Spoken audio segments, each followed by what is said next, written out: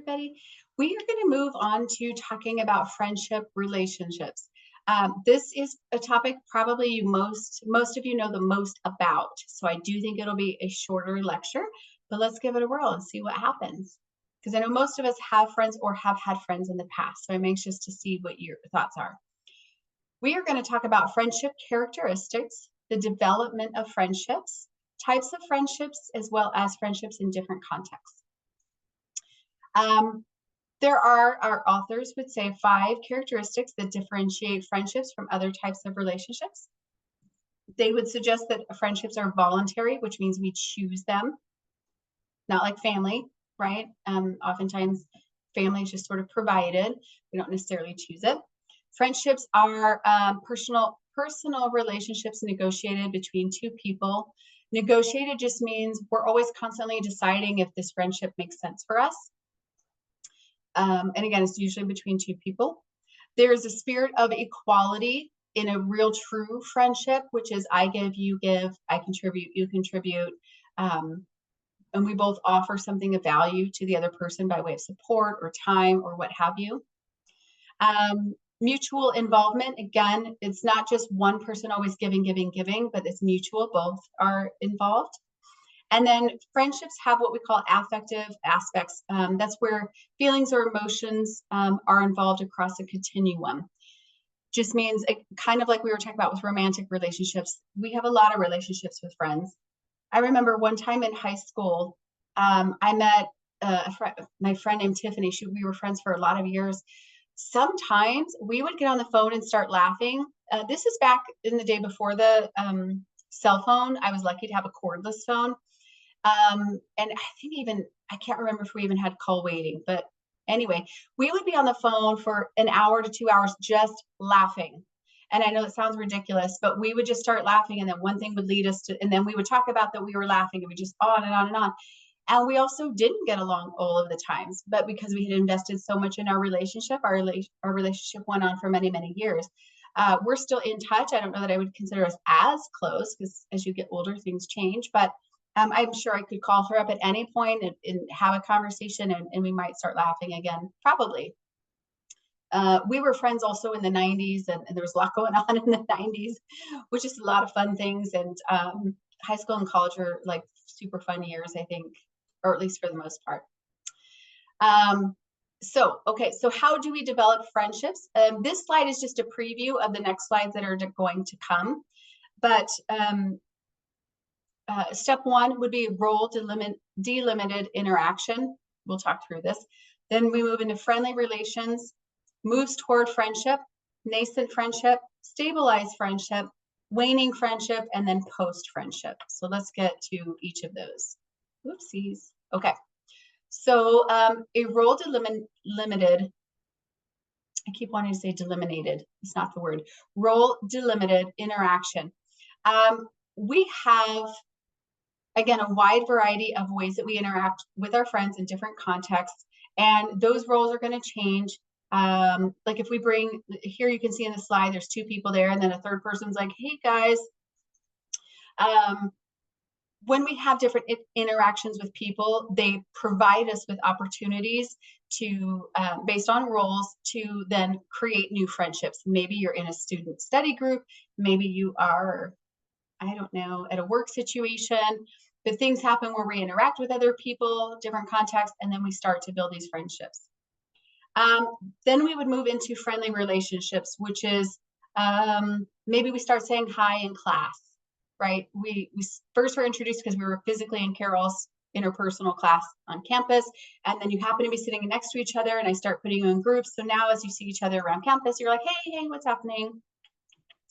Actually, I have this happening this semester right now. I have 2 students with the same first name that didn't know each other coming into my class out on opposite sides of the room, and they still do. But I can see that their friendship is actually moving forward through these stages. So shout out to those. If yeah, they're in a different class. So if they ever take my Com 110 class, I'm talking about you guys. I can see that they are moving toward friendship for sure, and it's a voluntary decision. They decide to interact with each other. In fact, we were doing a volunteer event as a class, and they're like, hey, we're going to Europe together on a study abroad. I'm like, amazing. Imagine if you hadn't met each other. And from there, we move into nascent friendship. You will start kind of setting parameters, building trust. I think also in this case, it would be like a good example, like you start setting rules or norms, which are like those unspoken boundaries of like,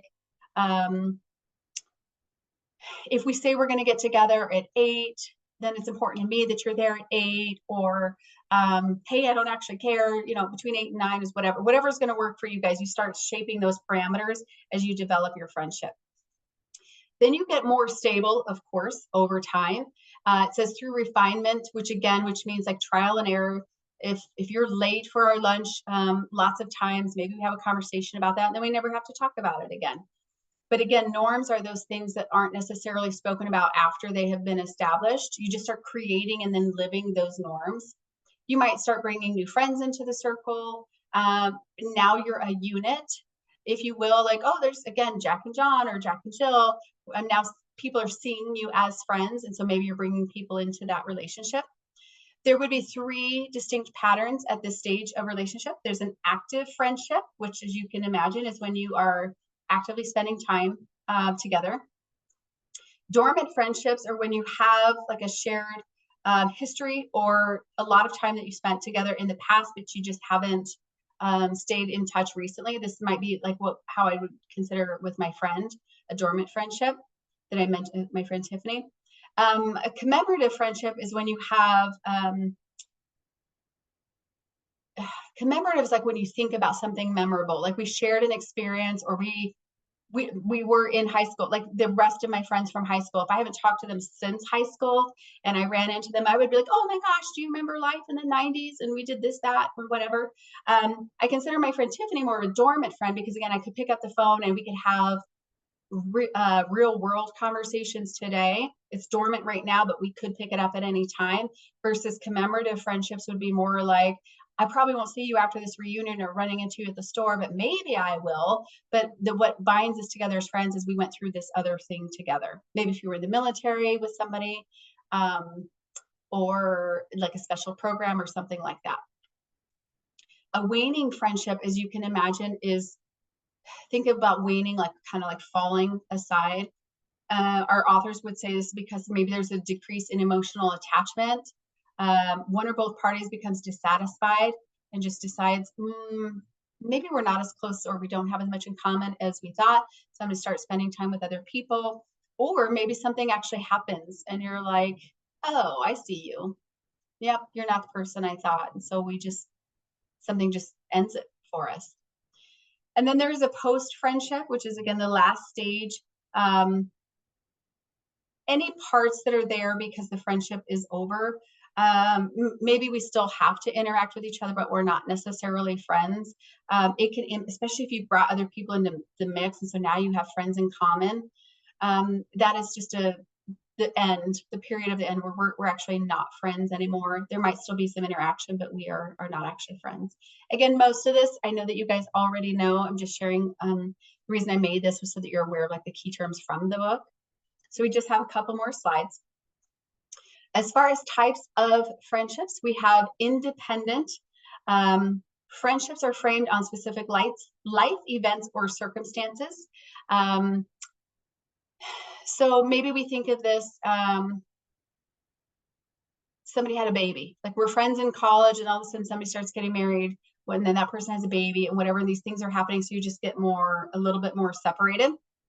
Acquisitive, not inquisitive, is when you have a variety of relationships with a strong core group of friends while acquiring new ones, depending on changes in their lives.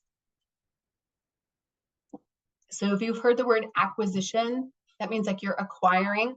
These are types of friends. Again, maybe you have become independent or distant from a friend that you went to high school with as you move into college, because that's a new thing for you. But then you get into college and you meet new college friends. Those would be acquisitive friendships. Discerning is when you have friendships that sustain over the course of a lifetime.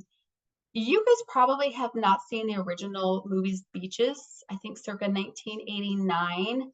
but I would think of that as like a discerning friendship, a friendship that follows each other through the whole life journey. Like they meet as kids, they live together as adults, and then they start getting married, and then I think both have divorces. Spoiler alert, one of them has a child, and so unfortunately, again, spoiler alert, the one lady passes away, which is why there's a song, Wind Beneath My Wings. Is it Wind Beneath My Wings?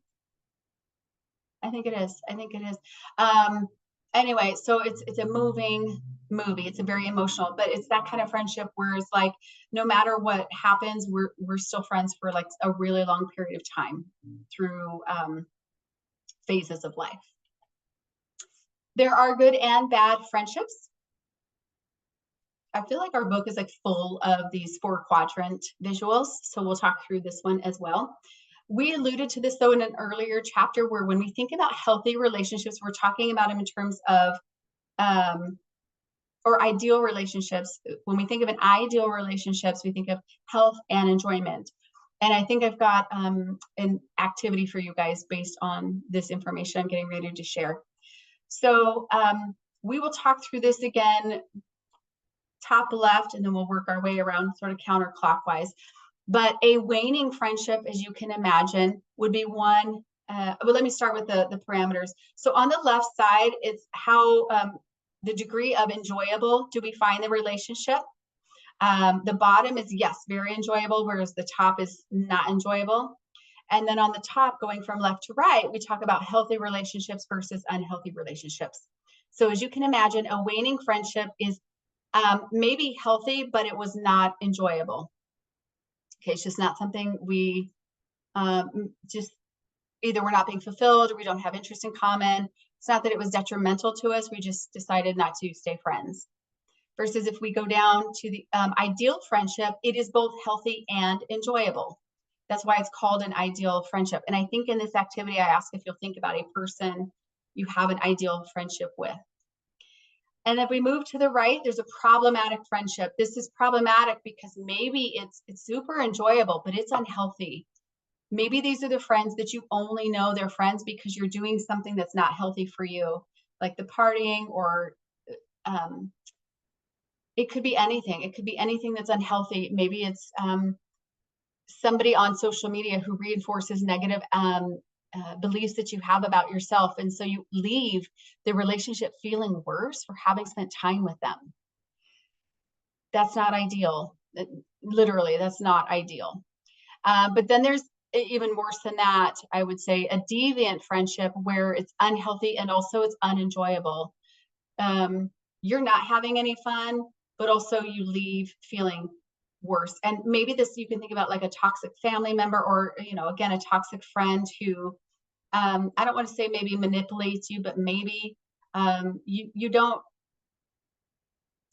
it's hard to say. These happen, and it's hard to say why people stay in them, but I think sometimes it doesn't occur to them that they can get out, or they're like, hey, this power dynamic doesn't actually exist the way I think it does, so I'm just going to be done with you. But that would be a deviant friendship. We talked about friendship characteristics. We talked about the development of friendships, types of friendships, and then friendships in different concepts. Again, I can't wait to hear or read what you guys write. And also, I look forward to your activities on this topic. If you have feedback on the activity, please let me know that as well. All right, thanks everybody. Bye.